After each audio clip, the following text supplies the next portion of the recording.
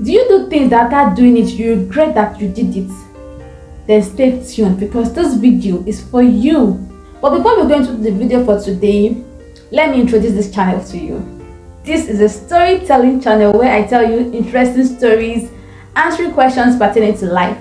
I do this every Friday and Saturday, and this weekend I'm telling a story to reveal the secrets behind seduction, the tactics people use on you to make you do what they want. So this story will be revealing it to you. But before then, please subscribe to this channel if you have not done that, because you'll be getting a lot from just subscribing to this channel. The content I drop here every week will amaze you. You will learn a lot of things and you will enjoy it. So please subscribe and let's get the story started.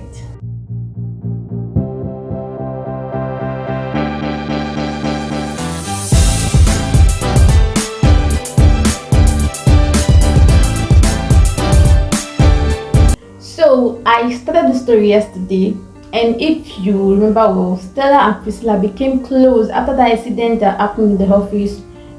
Stella meeting Priscilla crying because of her relationship, the guy cheated on her, and Stella had experienced such a thing in her own past relationship. So they clicked. That experience was similar, so they clicked together and they became close after that.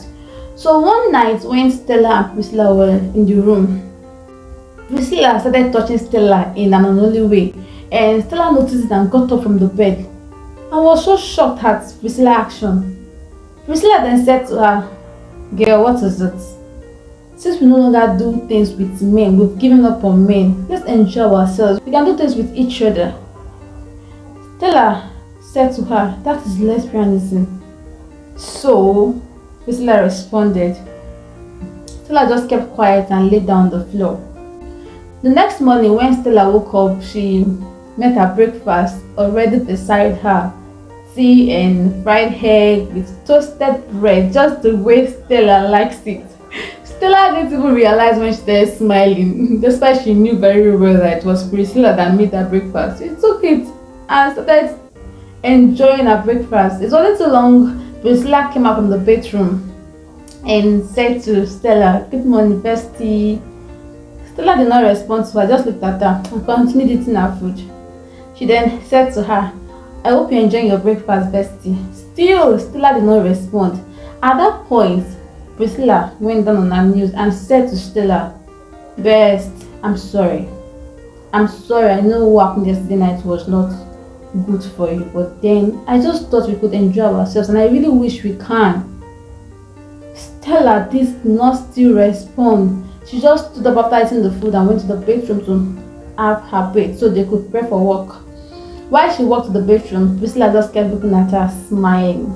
They went to work, and after work that day, Stella refused to come back home with Priscilla. She insisted that she was going to go to her own house.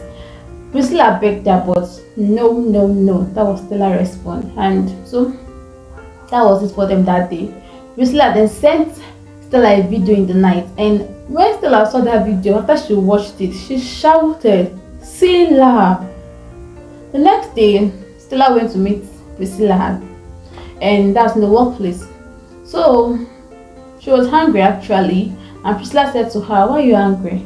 I sent you that video so you know that we are not going to be the first people to start this thing. I will not even be the last." At that point, Stella just walked away from her and went to her own table in the office. Still, Stella refused to go to her own house. She went to her own place instead.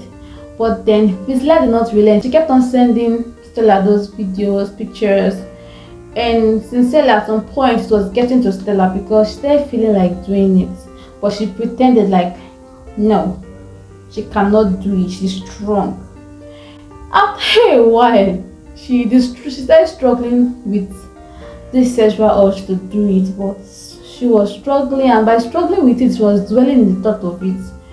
And one day, she just decided that she was going to block Priscilla for her peace of mind.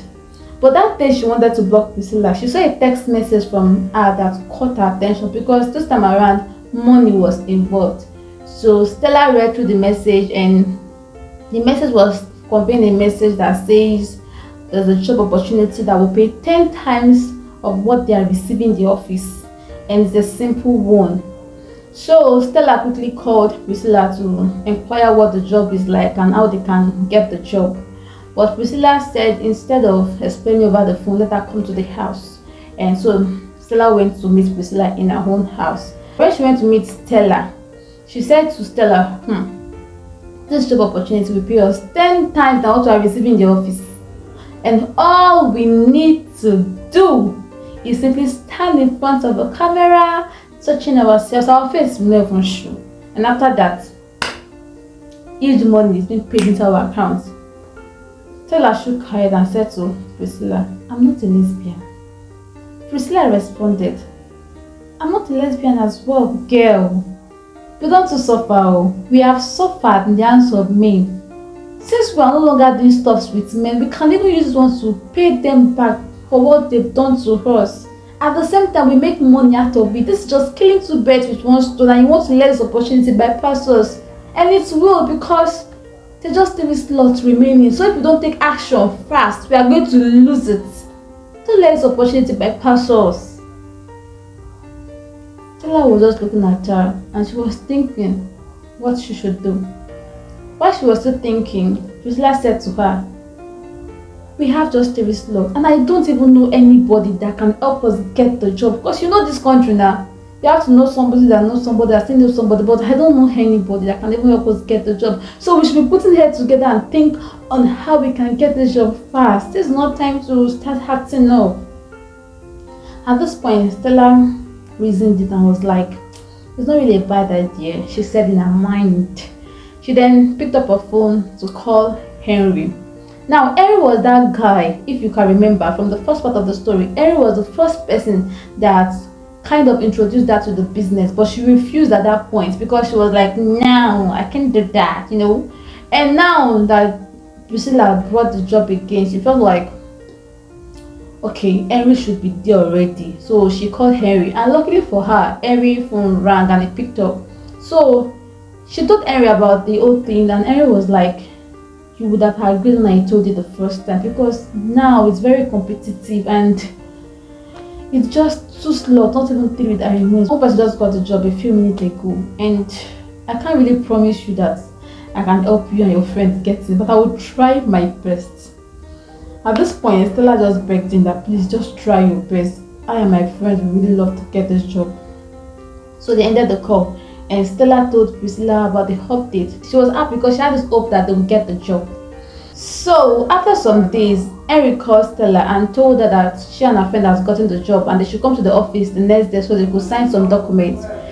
Stella had this mixed feeling, but she just kind of pushed it aside and told Priscilla about it. Priscilla was so happy, jumping up, and Stella seeing Priscilla that happy, she kind of felt like, okay, I'm not making the wrong decision. So the next day they went to the office to sign those papers, and surprisingly, they were not the only one. They had other people queuing to sign the paper. Priscilla quickly tapped Stella and told her, you see, we are not the only ones, see the queue. Stella nodded her head in affirmation to what Priscilla just said. And Stella noticed something, that everyone, as each person entered, they came out very fast. That was said where the signing of the document was not really something that took time. Even Priscilla, when she entered, she came out fast. So when Stella entered to sign the document, they gave her some papers to sign. But then Stella felt like she should read it because what was written in the document was much. But if she was to read it, it would take her like 10 minutes, and at the same time she felt like that would take me time. Most people do not do so. So me doing it would be weird. That's what she was thinking. And she just concluded that fine, the document is a good one since most people have signed it without even wasting time. Even Priscilla signed it without wasting time. So she just signed it and came out. The next day they started work, and as the work progressed, Stella was so irritated and disgusted with what they were asking her to do. Later on, she went to meet Henry and she told Henry how irritated she was. But Henry just encouraged her and told her to, don't worry, you get used to it. That was just what Henry said to her. One day while she was standing in the window side upstairs in one of the rooms in the office, she saw Henry and Priscilla talking and laughing. But before then, she was beginning to suspect Priscilla because Priscilla was doing everything they were asking them to do with ease, and she was just doing it so easily as if she has been there for a very long time. But the day she was standing upstairs at the window side and she saw Henry and Priscilla talking, she began to suspect them so well. So to clear herself, she went downstairs to confront Priscilla and Henry. And she said to them, do you both know each other? Because the way you are laughing and talking seems like you know each other since. They both started laughing. At this point, Stella knew that she had been lured into this thing. She said to them, you both are devils. So you both know each other. You both brought me to this nonsense. I'm leaving. I'm done with this work. At this point, Priscilla just walked around Stella, smiling, this kind of wicked smile, touching her hair, touching her body, and said to her, bestie, Stella, it's like you didn't read the document you signed. In that document, it states that you cannot leave this job until after 2 years. So you see, there's no way out. You are here.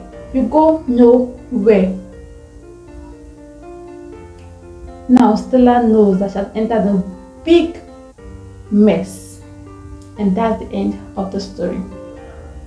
So you see from this story, from this Stella story, you realize that she was lured. She was made to do something that she initially did not want to do. And they actually played some tricks on them. And I will be saying 3 out of it. If you listen to the story well, you can draw so many things they did to Stella. So I will say 3 things out of these things. Number 1 thing they did was to make Stella like them, especially for Priscilla. And how did she do it? She looked similar. She told a story of how her boyfriend cheated on her, and Stella had a failed relationship. Henry told Stella on how his guy friend betrayed him. So they kind of connected with Stella emotionally with her own past life. So they just look similar. So one thing you must be careful with when you are dealing with people is people that will come to you and they'll make you feel like we are the same thing, because you just like them, and by liking them, that is they're already drawing you to do what they want. So be careful. And another thing they did to Stella was they made her feel like she was losing something. Okay, at the first step, Priscilla said 3 slots is remaining for this work, and you will see that made her feel like, okay, she needs to take action now. Henry now spiced it up by saying it was just 2.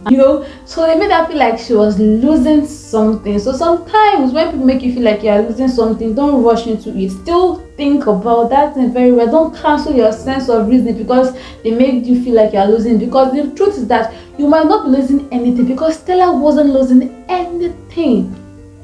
But that feeling overwhelmed her and she took action immediately. And the third thing they did to Stella, see that thing they say majority wins. It's not always like that. 100 of people can feel and one person will be right.